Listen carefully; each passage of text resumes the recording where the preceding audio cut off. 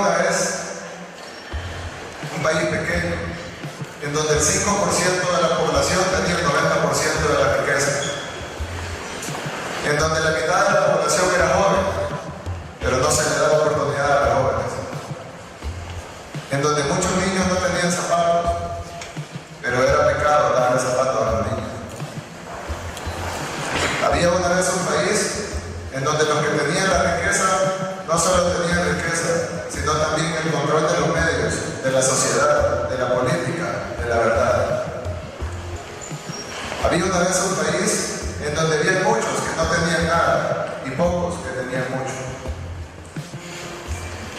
Un día, uno de los que no tenían nada dijo: esto no puede seguir así, tenemos que hacer algo, el pueblo debe despertar. Inmediatamente, los que tenían mucho dijeron: miren, ahí está, debemos callarlo, y si es necesario, debemos matar. Durante mucho tiempo, ese país se mantuvo en silencio.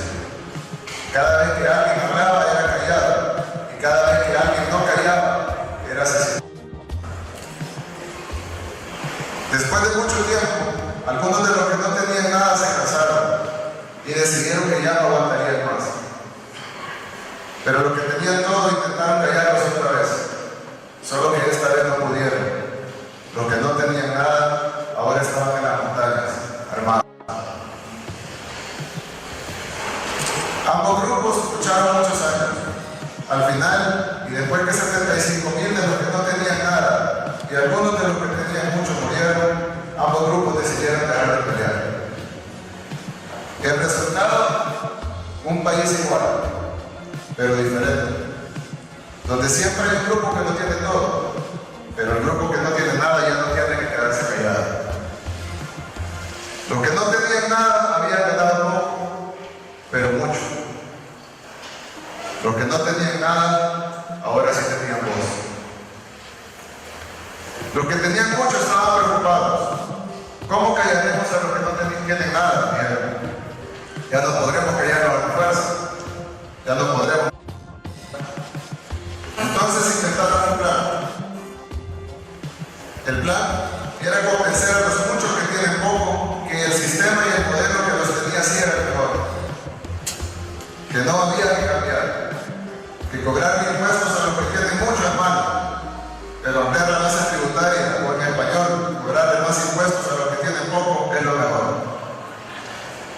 Que darle zapatos inútiles a los hijos de los que tienen poco es malo, pero darle subsidios a las empresas de los que tienen mucho es bueno.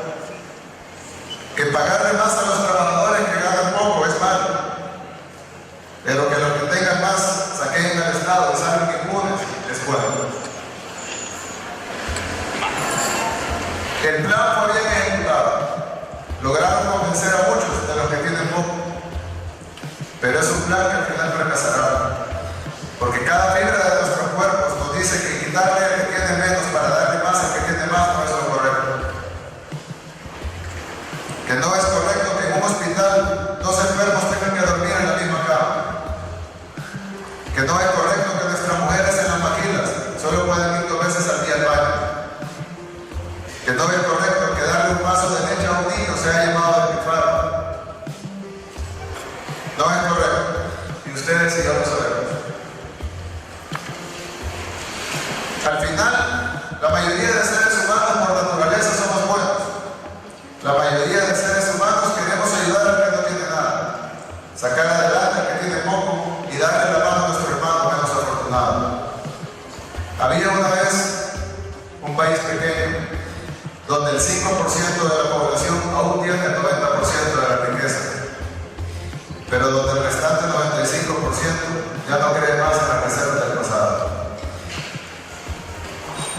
Había una vez un pueblo que ya no se cree el cuento que hay que crecer el pastel para repartirlo después.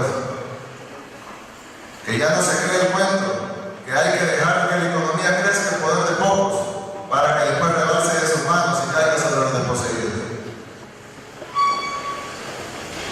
Había una vez un pueblo que ya no se cree el cuento que los que tienen más deben pagar menos impuestos porque ellos son los que generan empleo.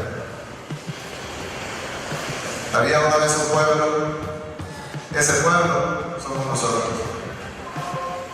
No defraudemos la historia, pensemos con nuestras propias mentes, sigamos nuestro propio sueño. En esta ponencia escucharán algunas ideas nuevas, otras viejas. Escucharán algunas ideas del futuro, otras del pasado. Pero nadie más va a escribir nuestra historia, sino nosotros mismos.